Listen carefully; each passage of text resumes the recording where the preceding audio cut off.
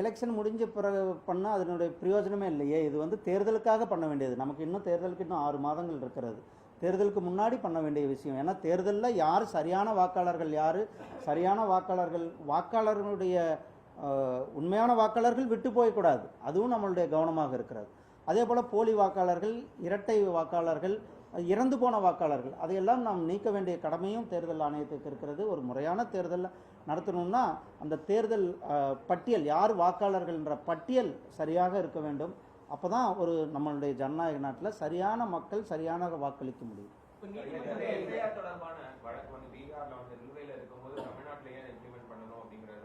நீங்கள் பாருங்கள், supreme court உங்களுக்கு தெரியும், சுப்ரீம் கோர்ட்டினுடைய கைடன்ஸ், சுப்ரீம் கோர்ட்டினுடைய அவர்கள்லாம் சொன்ன பிறகு தான் பீகாரில் பண்ணியிருக்கிறார்கள்.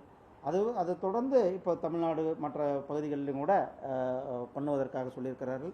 ஒரு ஸ்பெஷல் இன்டென்சிவ் ரிவிஷன் என்பது தேவையான ஒன்று, காலத்தின் கட்டாயம். அதை அனைவரும் நாம் ஒத்துழைக்க வேண்டும் என்பது என்னுடைய